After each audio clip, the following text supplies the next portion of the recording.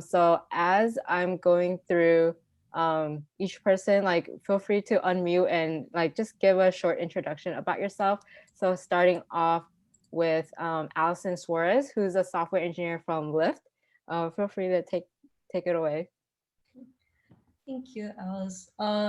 So hi everyone, my name is Allison. I am a new grad software engineer at Lyft, and I work in the data processing experience team, especially specifically in a product called Amundsen, which is open source and used by like 28 other companies outside of Lyft. So a pretty interesting space. And I started at Lyft July of this year, so pretty new. But I was also an intern before, and I've only ever worked during COVID times, so been a very interesting experience. Cool. Super excited to hear a little bit more about that as well. And then next up, we have Melissa Tuas. Sorry if I'm pronouncing your name incorrectly, but she's the Director of IT Program Management of Electronic Arts. Hi, hopefully y'all can hear me okay. So I graduated from UCI in 2003, worked for DirecTV, now AT&T, for a number of years. Then some consulting company and then I finally landed at EA in their IT department. Random fact, to give you an idea of, oh my God, how long it's been since I've been at UCI. When I graduated, my class was the first class of the school of ICS. Before it was a school, it was a lowly department, and I was the first class that actually made it through and was able to claim that fame. Let's see, right now I am supporting the technology stack for our worldwide customer experience org. So we tackle the software, everything from the player side of how you first get help to how the advisors interact with our players and are able to actually take action. Let's see, what else? I married a fellow ICS anteater. My husband was actually also the same year as me, 2003, and we now live in Austin, Texas with 2 kiddos. So, hi all. Oh my gosh, that is so cool that you're a part of the first class. I know UCI is already cool with having its own ICS school, but like being the first class to graduate from there, Yeah. that's super cool. It was pretty cool. Oh, go ahead. Oh, and next up we have Lauren Benitez, who's a software engineer at Goldman Sachs. Yep. Hi, everyone. My name is Lauren Benitez. I'm a software engineer at Goldman Sachs in New York City. I went to UC Berkeley and graduated in 2017 and in a degree of computer science and been working at Goldman ever since. So I could definitely talk about, working pre-COVID and now working remotely in these COVID times. I work in our global markets division, which is essentially our stock market division. And I work really closely with some of our traders in specialized products to build out platforms, products for them, automate any manual workflows and things like that. Awesome. Okay, and next up we have Nicole Beckage, who's a research scientist from Intel.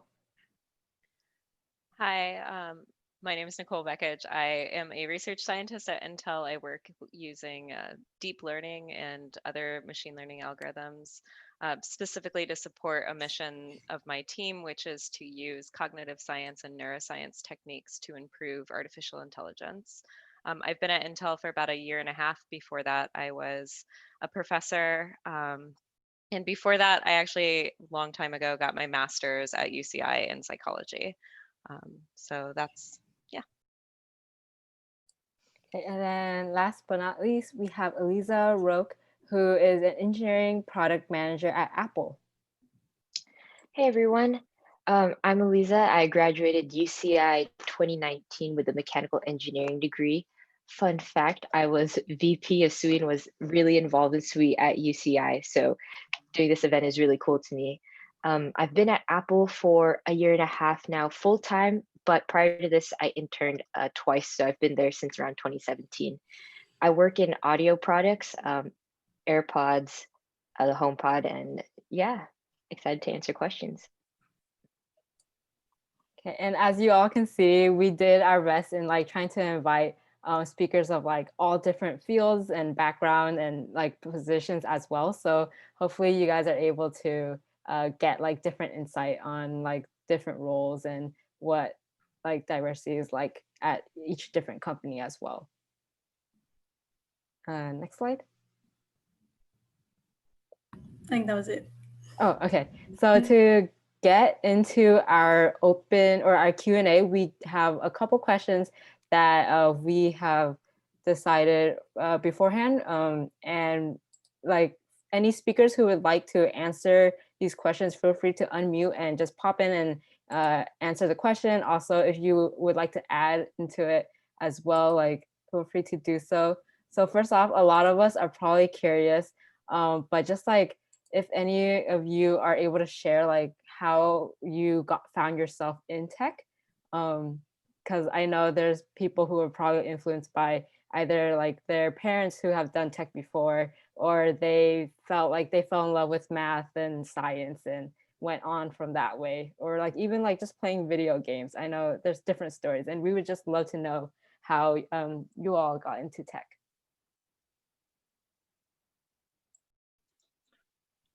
Well, I'll give a first crack at it just because my story is horrible. Like, you know, when you go off to college and you're supposed to think about what you want to do with the rest of your life, and that's how you pick your major. I picked CS because it sounded hard. I actually had no experience with computer science. My father is an accounting professor. My mother was a stay-at-home mom. And honestly, I just wanted something that sounded fancy. And so one, don't ever choose a major because of that, because that was a really dumb idea. But luckily, when I landed at ICS, it turns out that I fell in love with it. I love technology. I love solving problems. One of the things about me is I hate being bored.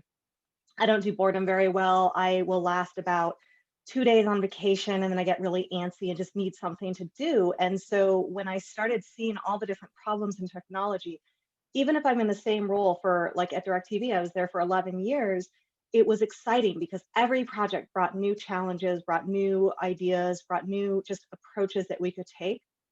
And so through that, I just absolutely fell in love with technology. And like I said, I graduated a long time ago. So, you know, throughout that has never changed throughout my entire career. I've had the opportunity to go work on the business side of things. And every time I just come back to engineering because, I don't know, it's really cool to be able to solve all those problems. Well, Melissa, you're not wrong about CS being hard, but wow, major props for you for just like jumping into it and like look at where you are now. Like you found yourself like in a place where you like enjoy working at. I was gonna pop in for this one because Go ahead. Melissa's story really did it for me because I kind of like, I guess I had some experience, but I got into it equally as unintentionally as Melissa did. I was gonna go like, I graduated high school in 2016, and when I was prepping for like college and stuff, I grew up in the Dominican Republic, so I'm an international student, which adds a whole other layer to this whole thing. But basically, my school offered a 2-year technical program, and I was convinced that I was going to go to med school, but I was like, oh, let me just do this computing thing because I want to make my life harder. So I took the 2-year program. We took IT essentials. We took software development fundamentals. I did 2 Microsoft certifications, which ended up being really handy to find myself some internships. And then like junior year, I was like, Mom, I'm applying to colleges in the US and like schools in the US. And she's like, what do you mean? Why don't you go to med school here? And I was like, yeah, I don't know that I want to do that. I don't want to stay here. I don't want to go to school for 10 years. And I just like on a whim started applying to like a few schools. I went we took a trip to go to open houses and stuff. And I was like, yeah, this is it. This seems right. And I started in software engineering. I knew I didn't want to do computer science in particular because I'm really bad at math. And computer science is very like theoretical. So I jumped into software engineering as a degree, which RIT, my school, offered. And it was perfect because I got to see a little bit of product management and project management. I got to see a lot of dev work. I got to see design, eliciting requirements from customers. And so that major just seemed like a really cool mix of all the aspects of software engineering, not just the coding aspect. And yeah, so I took those classes, and that kind of sparked a little bit of that interest. And then I kind of just followed that hunch. I was like, oh, this seems kind of interesting. I'm going to apply to school and just fly to another country and do that. And yeah, I did my first internship after my first year of college, and I fell in love. I was like, okay, this is what I want to do.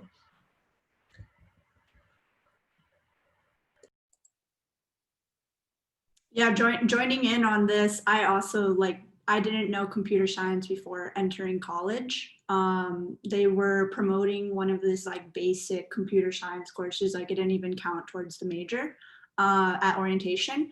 And I went in as like math major. I knew I kind of liked STEM. I definitely liked STEM. So I was, they were like, if you like technology, take this class. I was like, okay, let me take it. The coding language that you learned in that class was actually kind of like a tangent of MIT's Scratch, if you guys have heard of it. Berkeley called it Snap, so it's kind of like building blocks and stuff.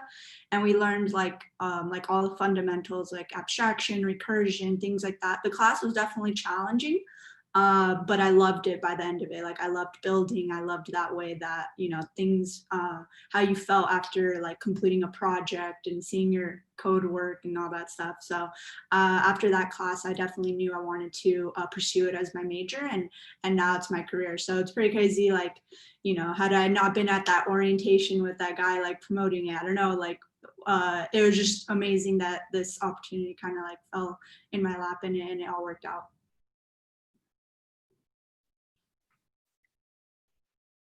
I can answer the question next as well.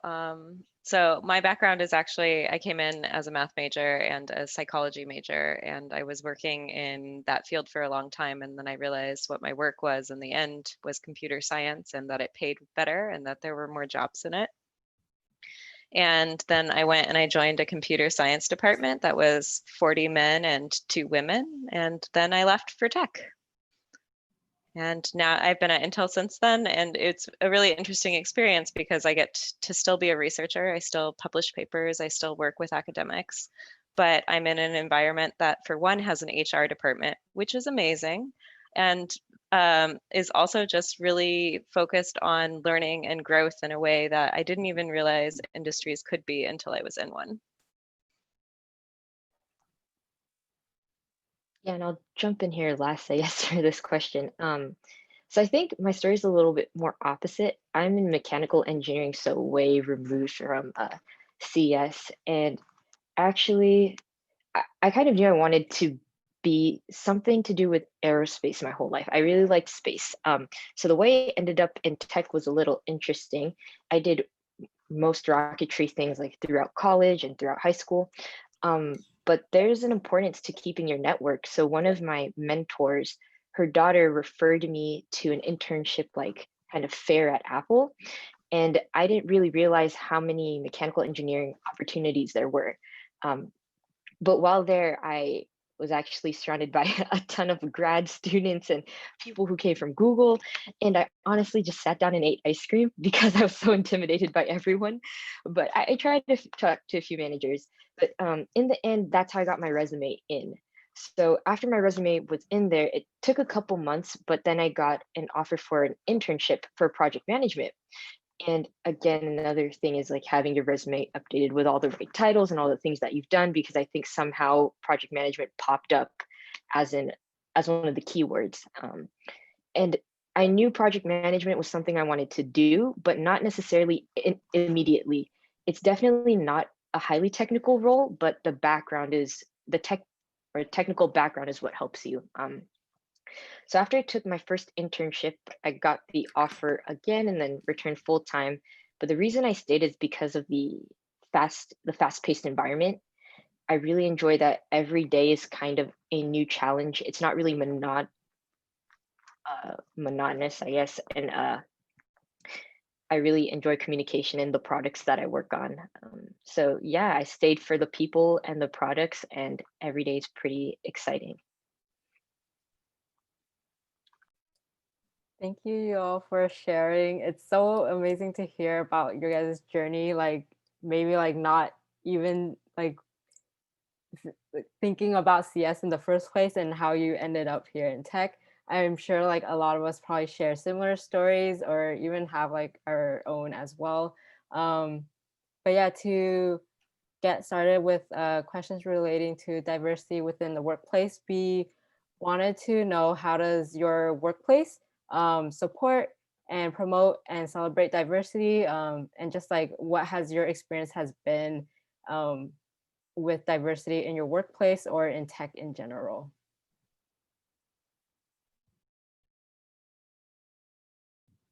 Yeah, I can start. So at Goldman, we have what's called affinity networks. So like one example is like the firm-wide Hispanic Latino network that we have, firm-wide Black network, firm-wide Asian network, things like that. And so I'm really involved in our like engineering Hispanic Latino network, which is like a subgroup of the firm-wide one.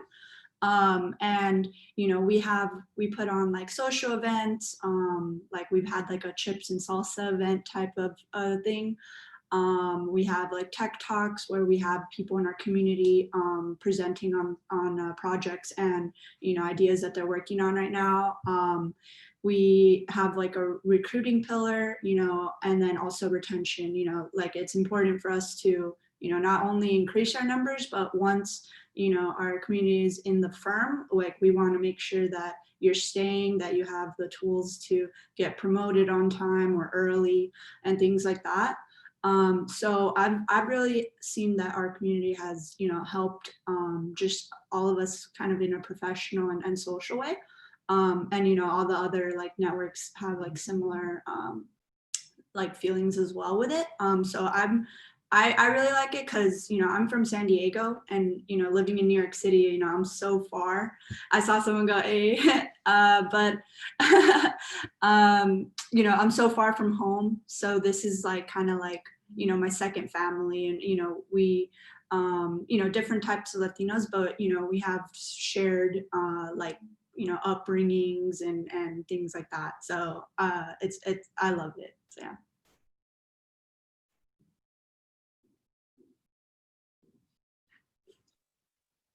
So EA is actually has similar programs where they have employee resource groups for everything from LGBTQ, women's groups, Blacks, those with disabilities. You know, just they have, if you want a group that you need to connect with, it's pretty easy to set up an ERG, get a sponsor. They're just huge on diversity because EA understands that our games have an incredibly diverse market. And in order to be able to make games for that diverse market, you kind of have to have people who understand that perspective. So it's been super important. And with COVID happening and, you know, the lovely year that is 2020 and all the different challenges that we've had even beyond COVID with, you know, Black Lives Matters and things like that, I've seen EA really step up. They put their money where their mouth is. So we've had events, everything from last week, we had a panel on the unique challenges that COVID has had for women, working women in particular, since we take the brunt of the, you know, invisible workload of taking care of the kids. We had Trevor Noah coming in to talk to us about racism and, you know, bring some perspective on there. We've had some really honest conversation type chats where, you know, we can essentially ask what we want to ask and, you know, get that perspective and understanding. So I've been really lucky to work for diverse companies and companies that embrace that diversity, like EA, like DirecTV. So it's been pretty awesome path.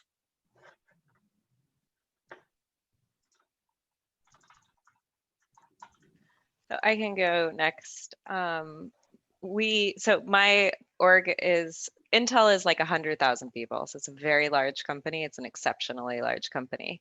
And that being said, like we're all over the place. We have so many different locations. There's some people who I work with in China, and there's some people who I work with in India, and just across the board. And so we have a lot of difficulty coordinating and getting together. There's no one time. I work with Israel. There is not a single overlapping hour between Israel's working hours and my working hours, not one.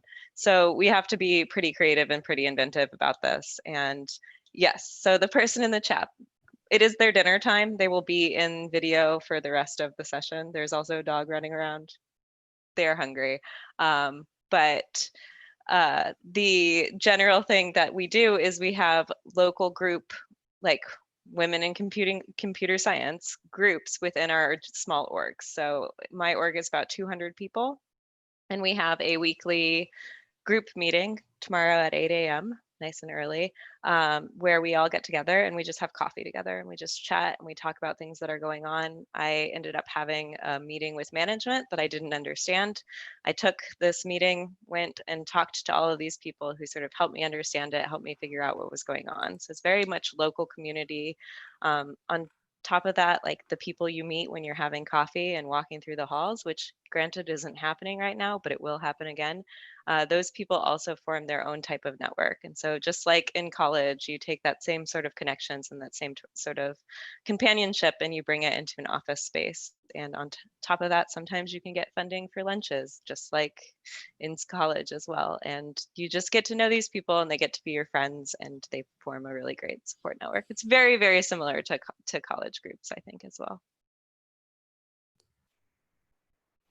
I would say similarly, at Lyft, we have ERGs, employee resource groups, that cater to different underrepresented minority groups or just different subgroups in general. So we have ERGs for Hispanic people, parents, people with disabilities, LGBTQ.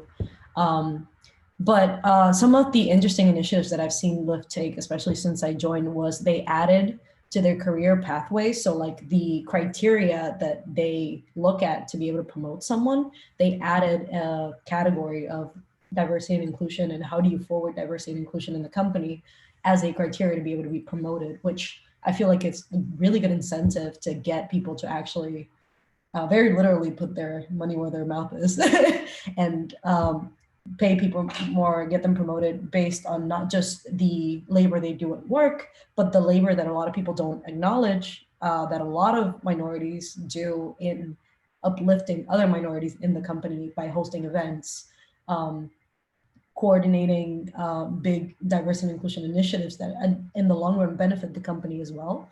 So that I thought was really cool. On top of that, we do host a lot of events. I recently hosted a panel with another Dominican employee, and we did not a panel, but we call them inclusion circles, and we had a discussion about the Afro Latinx identity, which was very interesting given the relationship between the Latinx and Black community and the intersection of both. So we had a really good discussion about that. And in general, I think not just internally, but externally, Lyft does a lot of things that are very much for the social good and motivate people. Like it motivates me to know that I work for a company and do work that directly helps the community outside of the company. So for instance, Lyft did discounted rides to the polls this year. I'm pretty sure they do it for every election year too. They've partnered up with different organizations and partners to do things like helping people get rides to their job interviews and to their job for like that initial point where they haven't gotten a paycheck yet. So they don't have a way of getting to their job that they just got. And those are things I think are things that like really help encourage and like bridge the gap between like minorities and everyone else in the industry, right? Because if you can't even like have money to like get to a job interview, then how are you going to get into the pipeline that everyone keeps talking about when it comes to tech and work in general? So things like that. Yeah, and I don't think Apple isn't like all the other tech companies. We have our DNA or diversity and networking associations, and those are really large groups. Again, it's a huge company that spans many countries. But what I think is really important, what I plugged into is the one within my own group. So we have women at Apple, and then we have our own little subsector that's really the people that you sit around, and they give us funding, which is great. They give us funding for like lunches, to do events, to go out and bond, and really to just chat about our experiences, to make sure that like a little things that are a little bit touchy, like levels, making sure that, hey, we're all getting promoted or you feel like you're at the right position, being open about those kind of things. Another thing that has been really impactful on me is since I was an intern, our VP was a woman. And I think women in leadership who actively want to empower other women are important, not ones who are just grateful they got there, like, try to stomp on other women like I'm the best one. But she really pushed into her interns to get a split of men and women, pushed into her new hires. And it's one of her actual policies that she really promoted. So seeing her be so respected and implement those policies was really important to me. And I have a new VP now, and she's also a woman, and she has a similar type of policy as well. So it's great to see that on a large scale, our CEO and all of the like DNA have these great, huge events, but then on the smaller scale with my specific team, diversity is being pushed. Yeah, I totally agree. Like it's super important to have like resource groups, like a lot of the ones you mentioned. Not only like it helps retain a lot of your employees, but just being able to see someone that looks like you working either in a higher position or working alongside with you, it just makes it like more of a comfortable environment for you to excel in. And going along with that, I know a lot of you have mentioned some benefits, but how do you guys think that organizations benefit from diversity? Maybe like hearing different perspectives, like within a team. Yeah, how have you seen at your company like has benefited from having these resource groups?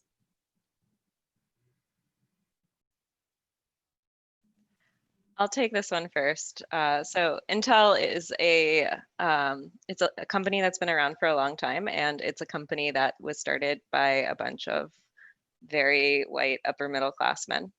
And one of the things that's happened in the time that I've been here, it's really accelerated, but it's been ongoing for a long time. The entire way in which discourse happens is undergoing change, because the way it used to be was disagree and commit, or fail fast, or these things that were like, if you were in a privileged position and you had a lot of psychological safety, it didn't seem threatening to go in and argue with a high level exec that your idea is more right than his.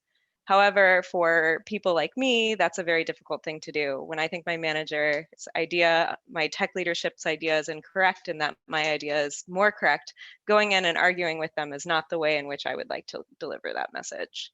That's not the way I personally feel comfortable. That used to be the standard of the company. Over time, that has now changed to, there's a whole bunch of ways in which you can advocate for your idea, advocate for your perspective.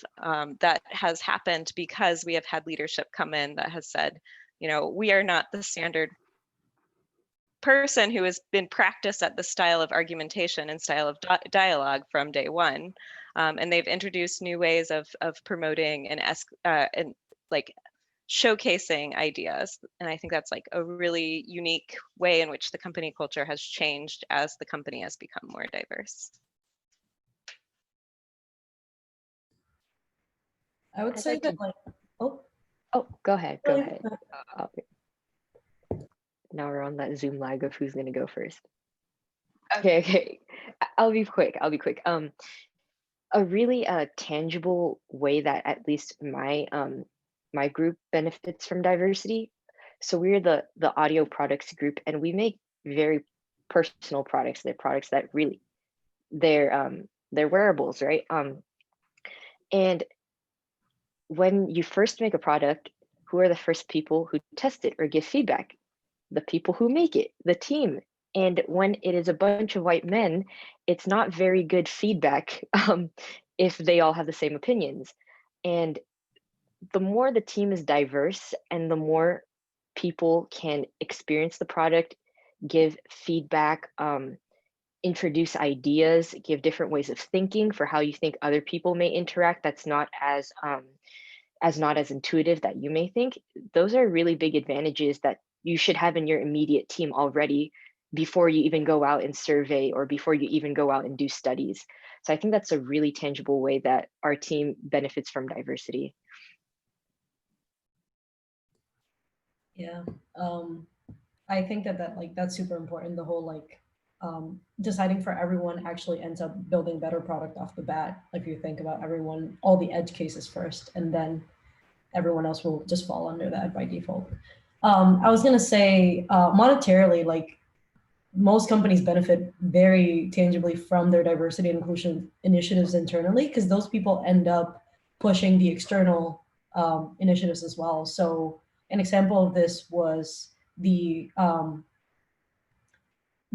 Black Lives Matter initiative at Lyft was leadered by the Lyft Forward, which is our Black ERG like leadership. They hosted a like bike ride, kind of like a, how do I explain this?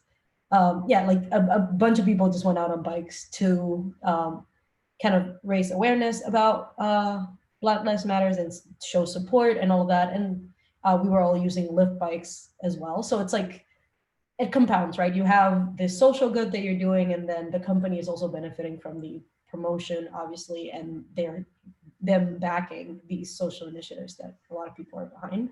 So I think there's a huge monetary incentive. And also, I think that a lot of times, like a lot of these organizations will do this out of the goodness of their heart, right? Because they feel very personally like committed to these initiatives, and they end up doing all of this work, and that work should be rewarded because it in the end ends up benefiting the company that you're working for.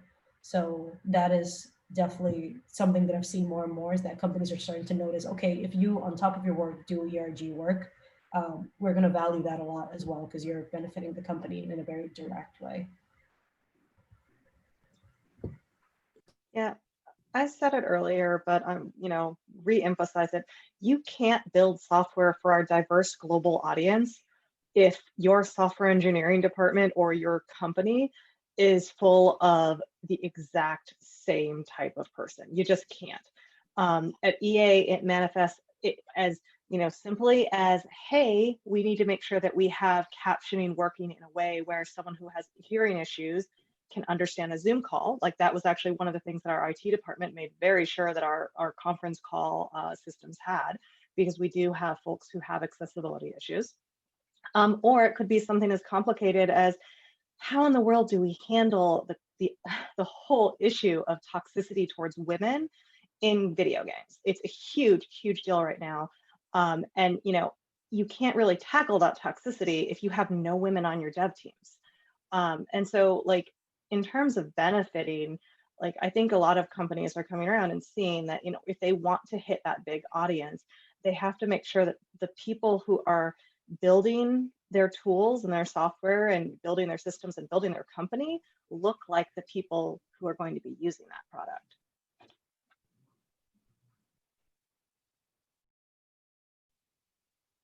Thank you. Oh, go ahead, Sorry, Nicole. I'll just like pop in and say something. I think it's really interesting that we have people here who are customer facing and people who aren't, because I think it really highlights the fact that diversity in teams, regardless of whether the end user is affected by the diversity of the team, that the very work that can be done is impacted by the composition of the team. Yeah, that's very true. And I think it's something like I definitely look for in companies when like interviewing with them. Like something I feel like a lot of you guys should ask is like, oh, how are you like tackling like diversity, or are there any like resource groups that are at the company? Because it's, yeah, like I said, it's super important to see that the company that you're interviewing with and will be essentially working at values like improvement and just diversity, and just in the end, like a lot of you mentioned that they value their end users, like knowing that there's the end users, like there's a variety and not just like one type of person. And then this is I'll follow that up ahead. with real quickly that if there isn't the employee resource group you want, another question is how you can create it and what is the barriers and efforts that it takes to create that. Mm-hmm. Yeah, and outside of the workplace, maybe like through your journey throughout tech, or like entering tech as well. How has your experience been with diversity? I know like sometimes it comes into play with like imposter syndrome, not seeing as many people that look like you pursuing the same field. Just how has it been, or have you received the support you needed through like joining certain organizations and stuff? This is always my favorite question. Yeah. I'll jump in on this one just because like I feel like my experience was like, and probably resonates with a lot of people too, but like my school was so male and white. Like, and there's no way around it. And it used to be, I believe at some point it was like an all men's school. I don't know the history exactly, but the ratio when I joined in the whole school was 70% male, 30% female. And when I in my major it was like 90 to 10. So it it was kind of tough. And also on top of that, being Hispanic, like there's like a handful of Hispanic people that I interacted with day to day at school, or in my major I think there was like one person. So it was a very challenging experience, and I had a lot of almost like resentment from a lot of folks that I went to school with. Like some of my peers would like say that the only reason why I got interviews or got hired was because I was a woman and a minority, and because diversity was a hot commodity, and that was the only reason why I was ever employable.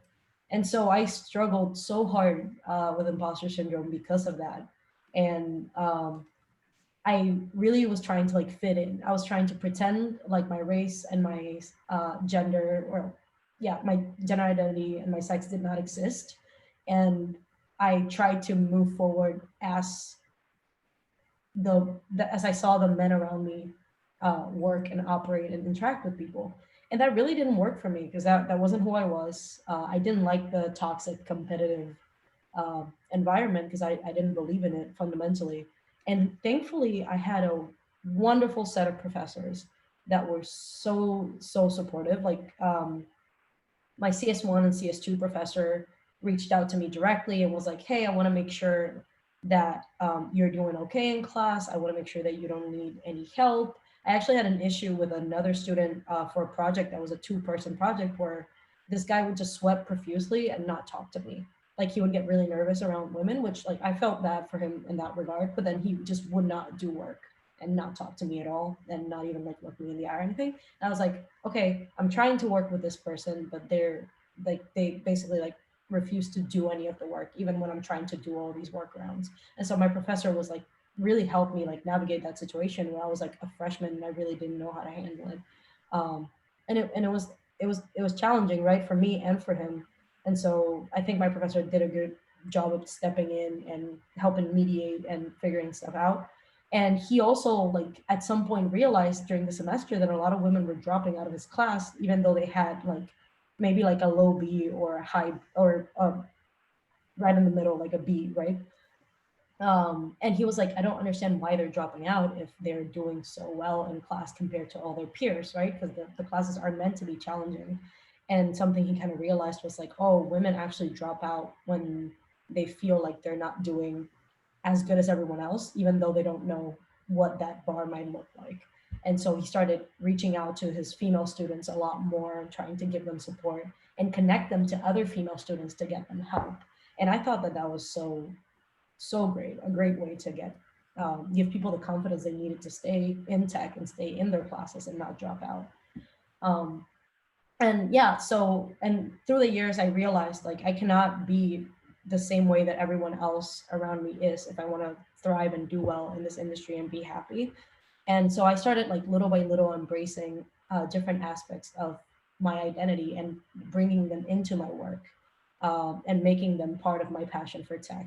So I became very involved with mentoring other people, very involved with diversity and inclusion initiatives. Every time I was like doing an internship or something, I would volunteer for different organizations and different activities. And then eventually I was just like, this is me. And companies seem to like who I am as an engineer and as a person. And there's no reason for me tone that down just because someone else is telling me that that's the only reason I get hired, because they don't know what they're talking about at the end of the day.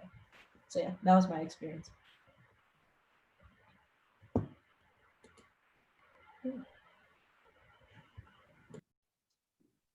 Pretty kind of similar, you know, in my class, in my computer science classes, like I would look around and there was like, you know, already like, you know, women were kind of definitely outnumbered by a lot in these like engineering and computer science classes. But then I'll look around like for, you know, like Latina engineers as well, and it was like non-existent. And you know, like I'm from California, is like Hispanics are 40% of the population. You want to see that in your classes, and it just did not. It was just not there.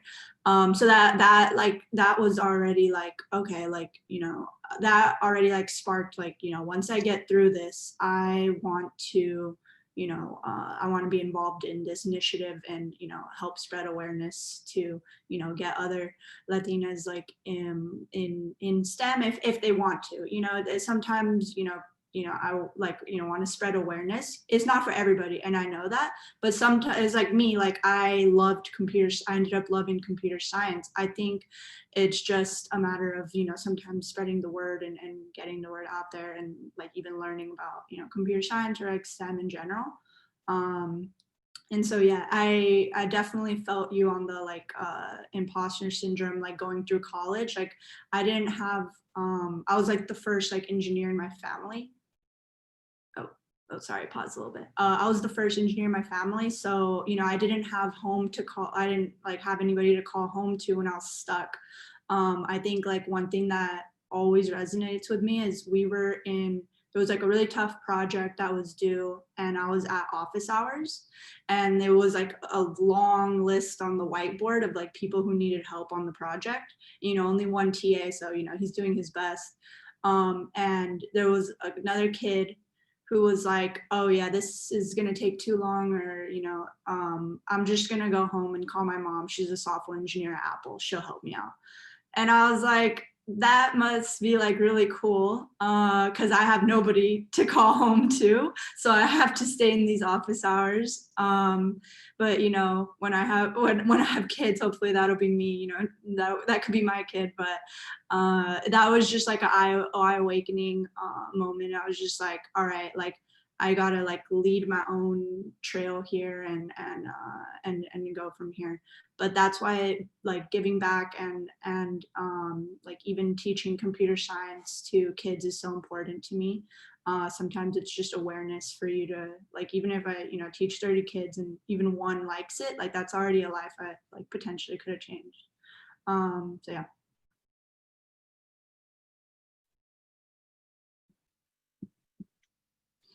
I'm gonna jump in here and I guess talk about some of my experiences once I started working at Apple.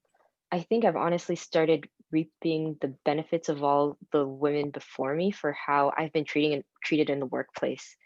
Of course, there's definitely an imposter syndrome when you are a petite Filipino girl who's younger than everyone else, comes from a school. UCI is pretty known in California, but when you're like, hi, I'm an MIT master's student and I've been working here 5 years and you're going to tell me what to do next. And I'm like, yes, have it done in 4 weeks, I think. That gets a little scary. But like I said, I think some bright spots here, with at least in a progressive place with my coworkers are skewed a little on the younger side, is that I've been treated with a lot of respect. And of course, there's that feeling that you have to gain it a little bit. There are a few people, I think I'll answer in the next question, where you feel like you have to gain their trust, but really you're just doing your job, and their expectation is for you to do your job, and you don't have to like exceed that for them, you know, to accept you or anything. And that's kind of a weird feeling that I always had, like I have to go above and beyond, then they'll trust me. But that's always, I figured, at least for me, it was really internal, and I'm glad I'm starting to see that shift in culture where they respect you as right off the bat, rather than you have to prove yourself to be respected. So a little bright spot for you guys coming in, and I hope that you get to experience that too. Again, why I really like this team. I wish I could say, by the way, that the imposter syndrome went away. Doesn't. It like it's haunted me for, 17 plus years and it's still there. And, I had recently I went through a leadership program at EA where I started off with it honestly asking like, do I belong here? Did you guys mean to send me the invite, or like did you mean to give it to someone else? Like, M to Lewis, right? And like through that program, I have constantly been reminded that no, I belong here. I have done kick-ass job. I have a potty mouth. I have done, a great job. I am good at my job. I absolutely belong here, but I still get imposter syndrome. And I do think part of it is that I don't always get to see leaders like me. And some of it is leaders like me as in being female. Some of it is leaders like me where my brain instantly goes to the tactical. I'm, a problem solver. That's just kind of what I do, as opposed to, oh my gosh, our CEO is talking at such strategic big level. I can't be like that. And so, through this program, I've kind of gradually realized that like, hey, again, this diversity of thought, this diversity of experience and of background makes such a big difference. And, one of the things I loved about the program is that they didn't try to change me. They didn't say, oh, Missy, you have to speak louder and firmer and more like this, and this. No, they said, okay, Missy, we love it when you giggle during your presentations and when you laugh and you have a fun time with it. And it's because you bring an energy that so-and-so isn't able to bring, but he brings something else. And so, she brings something else to the table. And so, I wish I could say in 17 years, I'm suddenly like totally beyond imposter syndrome and I'm top my game, but I'm not. But I do get these lessons constantly about, the diversity is what makes us good at our job. It makes us, be able to contribute something more than, the other guy next door does, because he's bringing a different set of skill sets. So I think it's not trying to kill the imposter syndrome anymore as much as it is trying to embrace it, but then also more importantly, embrace who I am as a person and what I can bring. I think that's something that like when you go and enter the workforce, that is something to look forward to. And one of the things that was mentioned there as well that I think is really relevant is that a lot of things that you're asked to do in school, you have to go teach yourself, figure out what you need to do, and sort of come up with the answer already. Whereas in the workplace, there's a lot of coaching and tools and skills and lessons that someone will recommend that you go and get. So this leadership thing is a great opportunity. It sounds amazing. I would love something like that. And maybe one day in my career, I will also have the opportunity, but I am not penalized for not knowing leadership skills until I have failed at the course, which of course all of us are probably not going to fail at this course and be punished for it in any way. Like, we don't get grades at the end of the day. And that's one of the really nice things that makes these issues of diversity that are really hard to deal with in college and in grad school. It makes them a little bit less hard to deal with in the workplace.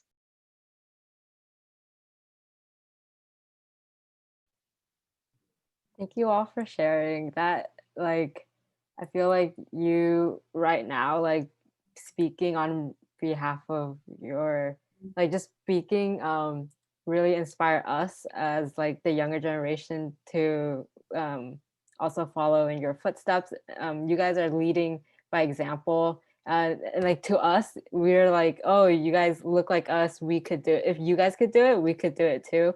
And also like, for everyone here as well, like give yourself like major credit for being in tech. It's hard. It's a hard field, but you guys are here doing it. And honestly, there's like younger generations who will look up to you like later on as well. And then one last quick question before we open it up to a networking session. But very quick, if every speaker could give one advice to someone who is like for us who are like a minority in the tech field, like what advice would you give?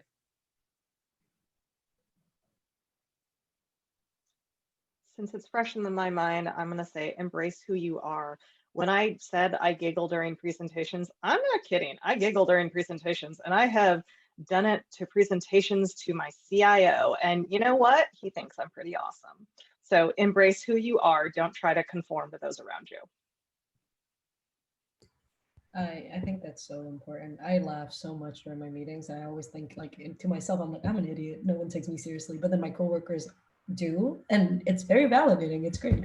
I would say more like with your community, help out those people around you. Don't pull the ladder away because you were there and you struggled. That doesn't mean that everyone else after you has to struggle. So helping other people in whatever ways you can, whether it's like reviewing their resume, giving them a referral, or giving them a mock interview, helping them like point them in the right direction if they want to get to whatever stage you're in, whether it's, oh, I just got an internship somewhere and they want to work as an intern there, or I just passed a class and they're having a hard time with it. Just like lend out a hand, especially to those from your own community that you see struggling, because it means so much.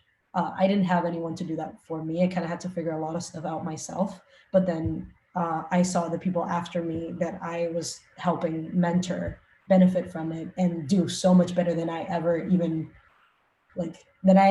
thought possible. And I just think that that's so important. So anytime that you have something that you achieved and something that you've done, share the benefits with those around you and uplift your own communities. I think one advice that I would give is definitely believe in yourself. You know, as you start these internships or new grad, you know, I think it's easy to be really hard on yourself if, you know, you're given your new project or whatever you're assigned to, and, you know, you might not understand it right away. You have a lot of documentation to read through, a lot to absorb and stuff. You know, I know I definitely was a little tough on myself if I was taking a little bit longer, but like, it's totally okay. And, you know, I think it's important to ask questions and things like that. You know, like, don't take the burden all on yourself. That's what, you know, your teammates are for, your colleagues, and things like that. And like, at least in a professional setting, you know, people are there to help you out. Definitely reach out to your network, and, you know, at the end of the day, definitely believe in yourself. You know, you've gone through all this coursework and training and things like that. Like, you are there for a reason, and never shy away from that. So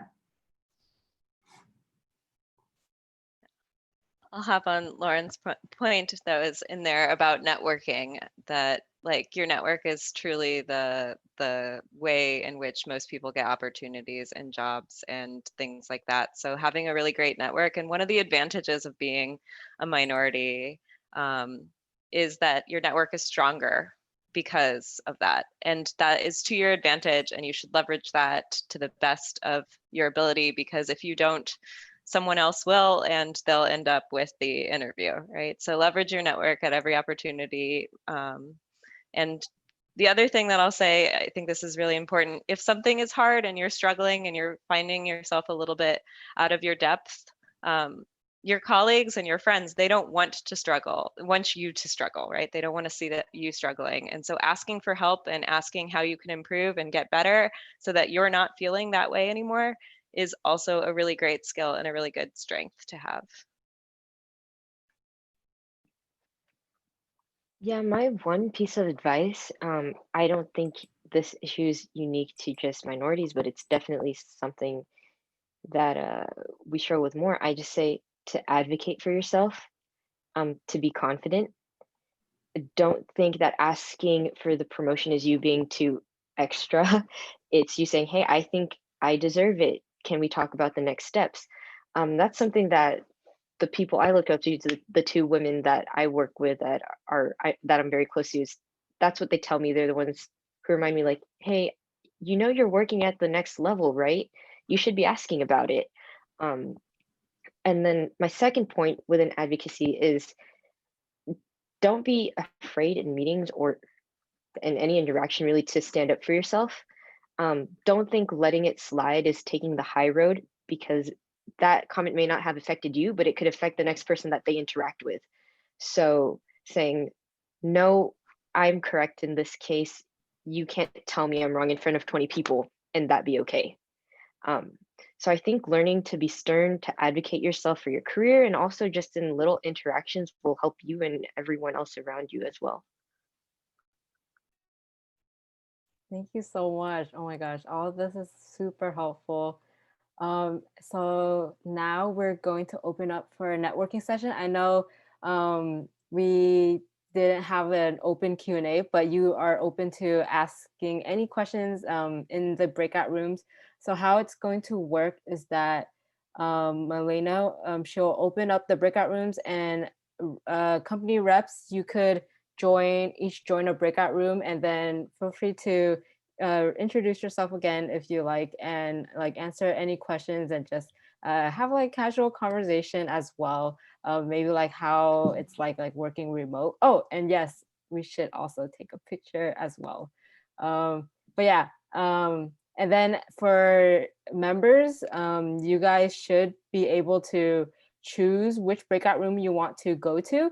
So for example, if you want to go check out Nicole first and ask her a few questions, you could do that. And then after you're done, you could feel free to hop into another breakout room as well. I think I'll be staying in the main room if you have any questions on how to do so. And yeah, let me know if you guys have questions. And then let's also take that group picture before we all split up. Yeah. Malena, let me know when you're ready.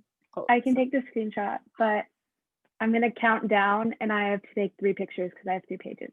So Ooh, if you okay. are willing and able to, please turn your camera on, and then I'll do a countdown. So ready, 3, 2, 1. And then the next page. 3, 2, 1. And one more. 3, 2, 1. Thank you guys so much. Thank you, Sam. And we will open up the breakout room soon. All right, I'm about to open them up right now. Let's see. All right, can everyone see that? Yes, all right, cool.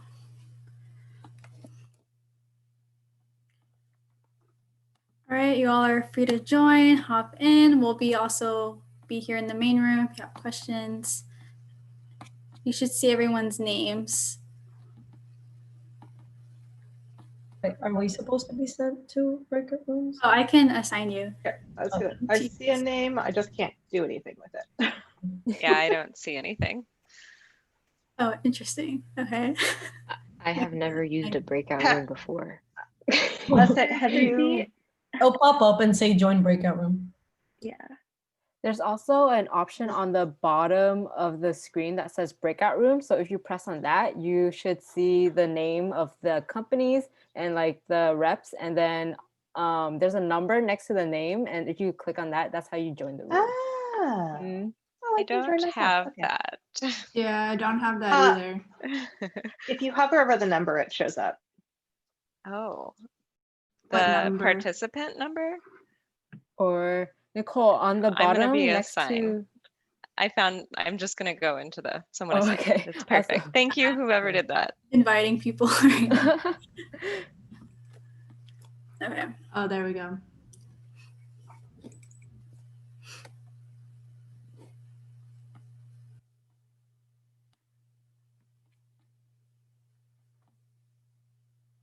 Okay, and then who is here? Okay, and then ask for WICS committee. If you would like, Goldman Sachs, Lyft, and Intel has a lot of room if you guys want to join.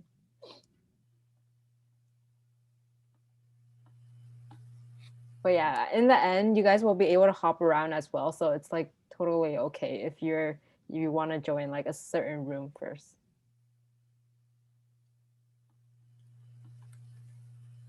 If you don't see it, you can let me know which one you want to be added to, and I can add you to that. So yeah, Goldman Sachs and Lyft.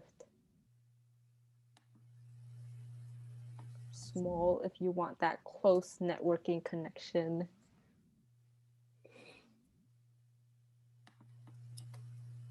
Caroline.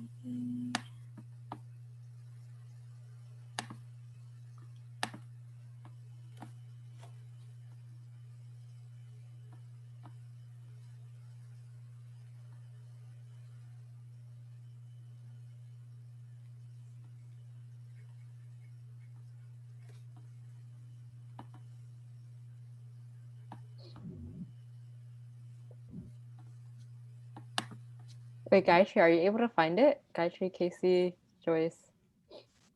Nope. Yeah, we're trying to decide which one to join. Oh. Wait, the Goldman Sachs rep, what Software job is engineer. she again? Software engineer. Software engineer, okay. You wanna just go there, Gayatri? Yeah, I'm done. Okay. Can I? Yeah. Bye, I'm getting someone y'all. to take me there because I don't have the button. Okay, I can add you. Thank you. Thank you.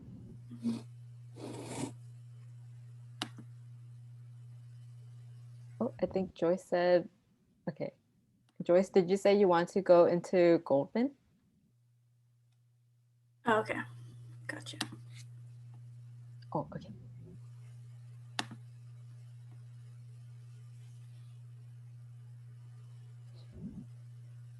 Okay, and then Kayla.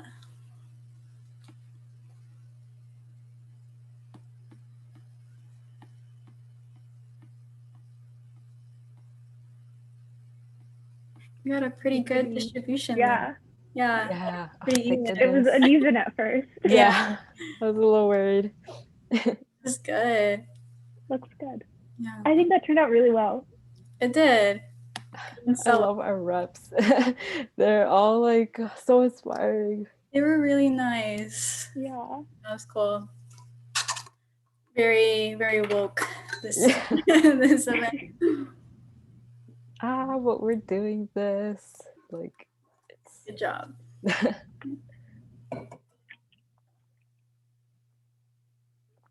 Oh my gosh, I really respect the rep from Lyft. What she says is just so spot on. It's so like, Yeah, that was awesome.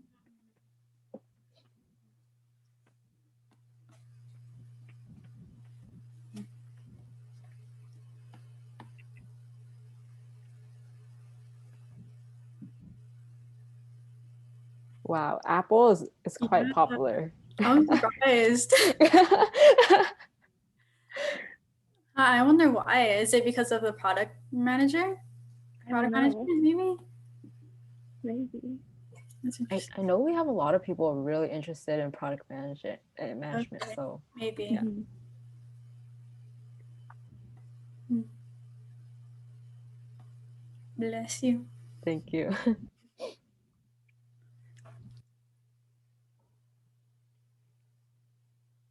Did you guys want to join any of the rooms? Or I was like planning to just stay here. Yeah, I don't.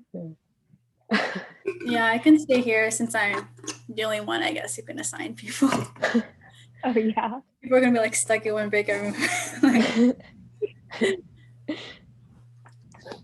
but they can leave though. Come here. I hope people have like are able to move around. Yeah. I mean, if not, they can just come back in this room and then we can reassign them. Mm-hmm. Yeah, But it went. It's like going well. It's okay if we like had to skip over the open Q&A. yeah, because they can just ask them individually. Mhm. Yeah, and encourages like networking, I guess. Basically, yeah. Or you should take a picture of three of us. Yeah, wait.